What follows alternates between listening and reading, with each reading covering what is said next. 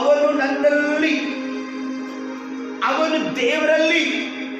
ಒಬ್ಬ ಸ್ತ್ರೀ, ಒಬ್ಬ ಪುರುಷ ಯಾವಾಗ ದೇವರ ಸಭೆಗೆ ಬರ್ಬೇಕಂತಕ್ಕಂಥ ಆಸಕ್ತಿ ಇರ್ತದೋ, ಒಂದನೇದಾಗಿ ಒಂದು ಸ್ತ್ರೀ, ಒಂದು ಪುರುಷ ಯಾವಾಗ ದೇವರಲ್ಲಿ ಪ್ರಾರ್ಥನೆ ಮಾಡಬೇಕೆಂಬುದಾಗಿ ಆಸಕ್ತಿ ಇರುತ್ತದೋ, ಮೂರನೇದಾಗಿ ಒಂದು ಸ್ತ್ರೀ, ಒಂದು ಪುರುಷ ಪ್ರಾರ್ಥನೆ, ಆರಾಧನೆ, ವಾಕ್ಯ ಮನೆಯಲ್ಲಾಗ್ಲಿ ಸಭೆಯಲ್ಲಾಗ್ಲಿ ಬಂದು ಮನೆಯಲ್ಲಾಗ್ಲಿ ಕುಳಿತುಕೊಂಡು ಆರಾಧನೆ ಮಾಡಿ ವಾಕ್ಯ ಓದಿ ಪ್ರಾರ್ಥನೆ ಮಾಡ್ಬೇಕಂತೇಳಿ ಯಾವ ರೀತಿ ಅವ್ರಿಗೆ ಆಸಕ್ತಿ ಇರುತ್ತಾರೋ ಆ ಆಸಕ್ತಿನೇ ಪರಿಶುದ್ಧಾತ್ಮ ದೇವರ ರಕ್ಷಣೆ ಮಾತ್ರ. ಚಾಪಳೆ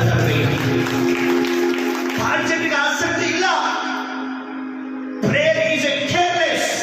ಆರಾಧನೆ ಕೇರ್ಲೆಸ್, ಪ್ರೇಯರ್ ಅನ್ನು ಕೇರ್ಲೆಸ್ ಆಗ್ಲತ್ತದೆ ಇವತ್ತು ಇತ್ತೀಚೆಗೆ.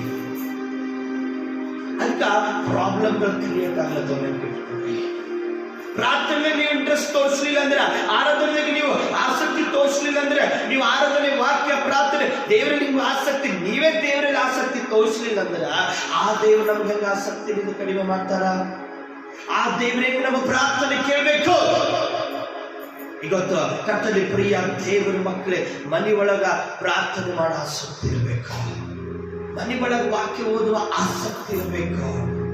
ಮನೆಯಿಂದ ಸಭೆ ಬರುವ ಆಸಕ್ತಿ ಇರಬೇಕು. ಅಯ್ಯೋ ಭಾನುವಾರ, ಅಯ್ಯೋ ಶುಕ್ರವಾರ, ಅಯ್ಯೋ ಬುಧವಾರ, ಅಯ್ಯೋ ಸಂಡೆ, ಈ ರೀತಿ ಯಾರ ಆಸಕ್ತಿ ನೀವು ಇರ್ತೀರೋ ಸಭೆ ಅಂದಾಗ, ಪ್ರಾರ್ಥನೆ ಅಂದಾಗ, ಅಥವಾ ಬಾಸು ಮನೆ ಕಳ್ಸ್ಕೊಳ್ಳೋ ಆಸಕ್ತಿ ನಿಮಗೆ ಇರ್ತದೋ ಅವ್ರಿಗೆ ಮಾತ್ರ ದೇವರು ಬಿಡುಗಡೆ ಮಾಡ್ತಾನೆ.